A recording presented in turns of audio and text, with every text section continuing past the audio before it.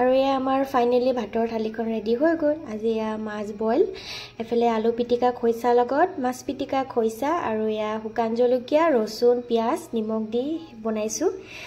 তেলত অকণ ফ্ৰাই কৰি লৈছোঁ, তো তেনেকৈ বনাইছোঁ। আৰু বুটৰ চাটনি কেনেকুৱা লাগিছে জনাব আজি আমাৰ থালিখন। আৰু বইল মাছটো খাবলৈ সঁচাকৈ ভাল হৈছে। ইয়াত মই মছলা একো এড কৰা নাই, অকল দিছিলোঁ ৰচুন আদা আৰু দিছিলোঁ জালুক অকণমান, তাৰপিছত মান ধনিয়া পাত দি দিছোঁ আৰু নৰসিংহ পাত, তাৰপিছত অকণমান কেঁচা আদা দি দিছিলোঁ ওপৰত, মানে কাটি আৰু সৰুকৈ, স্মেলটো ভাল লাগে তেনেকৈ আৰু আজি আমাৰ ভাতৰ থালিখন কেনেকুৱা লাগিছে জনাব দেই। খাবলৈ সঁচাকৈ বহুত সোৱাদ হৈছে, মোৰ এনেকৈ খাই খুবেই ভাল লাগে, আপোনালোকেও খাই চাগে এনেকৈ নহয় জানো।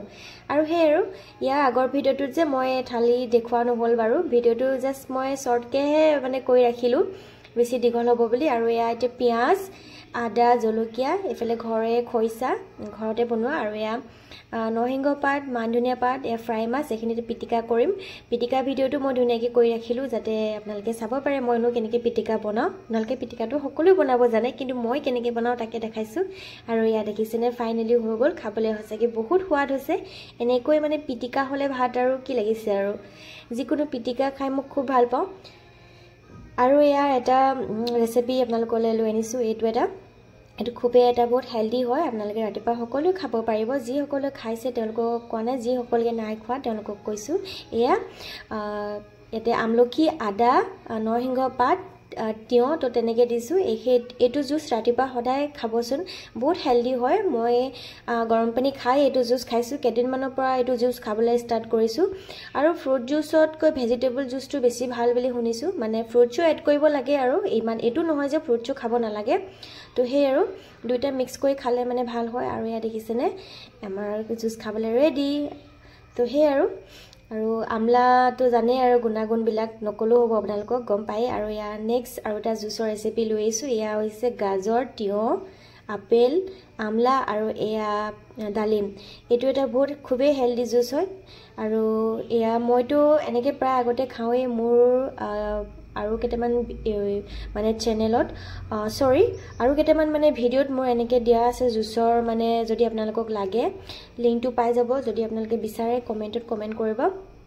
তো সেই আৰু ৰাতিপুৱা হ'লে জুচ খালে মানে কি হয় কি নহয় আপোনালোকে সকলো গম পায়। আৰু মই যিহেতু জুচ খাই খুবেই ভাল পাওঁ, তো সেইটোৱে মই ৰাতিপুৱা চাহ নাখাওঁ, তো কেতিয়াবাহে চাহকাপ খোৱা হয়, বহুত মানে ধৰি লওক ইমাৰ্জেঞ্চি টাইমত বা জুচ বনাবলৈ সময় নহয় সেইটো কাৰণে। তো সেই আৰু এয়া বামি শাকৰ জুচ কোনে খাই ভাল পায় জনাবচোন। বামি শাকটো মানে মই যে একচুৱেলি ফ্ৰাই মানে যেনেকৈ যে বনায়, কিছুমানে ডিম দিও বনায়, মই খাই খুব বেয়া পাওঁ। কিন্তু মই এনেকৈ যদি মিক্সিত পিচি দিয়ে জুচৰ লেখীয়া বনাই, মই খাই বহুত ভাল পাওঁ। আৰু এইটো চাগে খাই সকলোৱে বেয়া পায়, বহুতে আছে নহয় জানো, 100ৰ ভিতৰততো বহুতে মানে কি ক'ম 90% এনেকৈ খাই বেয়া পায়, কাৰণ জানো নেখায়, কাৰণ বহুত তিতা হয়। ময়ো খাই বহুত বেয়া পাওঁ, কিন্তু কেতিয়াবা খাওঁ দেই। আৰু মই এইটো দেখুওৱা নাই আপোনালোকক, আজি মই জাষ্ট ভিডিঅ' এটা কৰি দেখাই দিলোঁ যে মই এনেকৈ খাওঁ বামি শাকটো। বামি শাক বহুত গুণাগুণ আছে, আপোনালোকে গম পাই, স্মৃতি বৃদ্ধি কৰে। সেই আৰু বামি শাকৰ জুচ মই কেতিয়াবা খাওঁ। ৰাতিপুৱা ডাইৰেক্ট খালী পেটত নাখাব, গৰম পানী খাই খাব, ব্ৰেকফাষ্ট কৰি ল'ব। মই গৰম পানী খাই ব্ৰেকফাষ্ট কৰিয়ে খাইছোঁ। এয়া অমিতা খাই পিনে গৰম পানী খাই অমিতা খাই, তো সেনেকৈ আৰু অলপ দেৰি ৰৈ পিনে এক্সাৰচাইজ কৰিয়ে খাইছোঁ। আৰু এয়া গধূলি সময়ত ভণ্টিজনীয়ে ঠেকুৱা আনিছে, যিহেতু ছট পূজা আছিলে কালি, এইটো ভিডিঅ' অলপ পলম হ'ল দিয়াটো, সেয়ে আৰু ছট পূজা, তো সেইটো কাৰণে এইফালে প্ৰসাদ আনিছিলে। আৰু মই বোলো কি কৰিম, লাল চাহৰ লগতে খাওঁ, সেইটো সময়ত চাহ খাবলৈ লৈছিলোঁ। আৰু চাহ খাবলৈ লওঁতে মানে তাই আহি দিলেহি, থেংক ইউ তাৰ কাৰণে। আৰু ইয়াত ঠেকুৱাটো খাবলৈ সঁচাকৈ বহুত ভাল হৈছে, কোমল হৈছে। মইতো কিন্তু কোমলে পাইছোঁ ন, ঠেকুৱাটো কেতিয়াবা মানে টানেই হয় বাৰু, আগতেও খাইছোঁ, তথাপিতো মই টান পাওঁ, মানে কিবা টান লাগে, চুবাব নোৱাৰি। আৰু এইটো ঠেকুৱা কিন্তু কোমল হৈছে, হয়তো এইটো আগদিনাখন বনাইছে নেকি, বহুত ধুনীয়া হৈছে খাবলৈ। আৰু মই যিহেতু ৰাতিপুৱা কৈছিলোঁ কালি ছট পূজা হৈ গ'ল, আজি কোনো প্ৰসাদ দেউতাই নাই দেখোন, ক'ত গ'ল জানো মানুহ, আজি বোলো খাবলৈ নাপামেই নেকি। যিমানে যি নহওক প্ৰসাদ বুলি ক'লে মোৰ বহুত ভাল লাগে, যি প্ৰসাদেই নহওক। আৰু সেই আৰু তো আমি সকলোৱে এনেকৈ মিলি প্ৰসাদ খাই ল'লোঁ। আৰু মাতিছিলে, যিহেতু যাব নোৱাৰিলোঁ সেইটো কাৰণে। আৰু মই যিটো চাকি দিয়াৰ কথা আছিলে দিবই নোৱাৰিলোঁ, ৰাতিপুৱা মোৰ গা বেয়া লাগিলে, মই উঠাই নহ'ল। ধূপ চাকি চব আনিছিলোঁ, মই প্ৰতি বছৰে ছট পূজাত চাকি দিওঁ, এইবাৰহে দিবলৈ নহ'ল। আৰু মনটো খুব বেয়া লাগিলে, মানে জুবিনদাৰ ভিডিঅ' কেইটামান চাইছিলোঁ আগদিনাখন, সেইটো কাৰণে মোৰ নুঠিলোঁ, মানে বহুত খং উঠিলে নিজৰ ওপৰতে, মানে ইমানেই বেয়া লাগিছে। আৰু ৰাতিপুৱা এয়া ব্ৰেকফাষ্ট কৰিব লৈছোঁ।